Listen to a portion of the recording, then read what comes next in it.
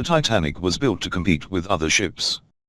In the early 20th century, new technology and an increasing population of European immigrants allowed Britain's largest passenger steamship lines to build the biggest and most opulent ocean liners then known. Liverpool-based Cunard launched the two fastest and sleekest liners, the Mauretania in 1906 and the Lusitania in 1907, capable of crossing the Atlantic Ocean in record time. The White Star Line, hoping to compete with its main rival, countered by ordering three massive ocean liners, the Olympic, Titanic, and Britannic. Built by the Harland and Wolff shipyard in Belfast, Ireland, now Northern Ireland, the ships were designed to be the most luxurious liners afloat. On board the RMS Titanic, the RMS stood for Royal Mail Ship, passengers could enjoy the swimming pool, squash and tennis courts, a gymnasium, sunrooms, fine dining rooms, and much more. The ship had 100 more first-class cabins than the Olympic, and a Parisian boulevard on B deck was added to create the illusion of a sidewalk cafe. Ultimately, the Titanic outweighed her sister by more than 1,000 tons. Paul R. Ryan wrote in the Woods Hole Oceanographic Institution magazine Oceanus. Thomas Andrews didn't really design the Titanic. Harland and Wolff's chief naval architect Thomas Andrews played an important role in seeing the ship's construction to completion, and he was part of the design firm's guarantee group aboard the maiden voyage, there to look out for and potentially address any issues, but he wasn't actually responsible for the aesthetic or practical design of the ship.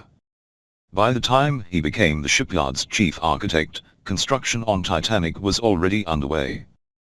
Alexander Carlisle, the general manager of Harland and Wolff, claimed responsibility for the details, the decorations, the equipment, and general arrangements for the Titanic and its sister ship, the Olympic.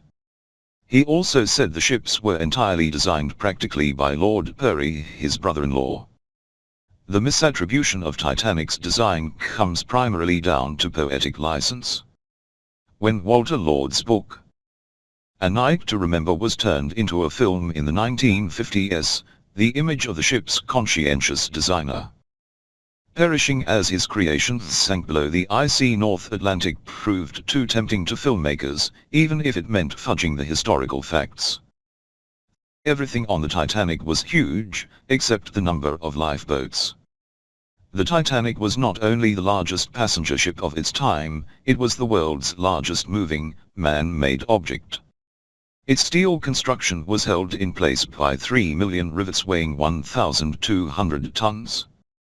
The ship's main anchor weighed 16 tons, roughly the same as 32 concert grand pianos, while each link in the anchor chains weighed 175 pounds. 29 boilers produced enough energy to achieve 50,000 horsepower, and an average speed of 21 knots, just over 24 miles per hour. The distance between the keel, the underside of the ship, and the top of the four gigantic funnels was 175 feet.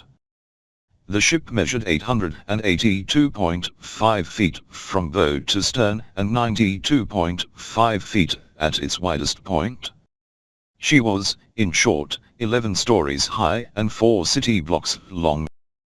According to the British government's official inquiry, the ship carried about 1,316 passengers and 885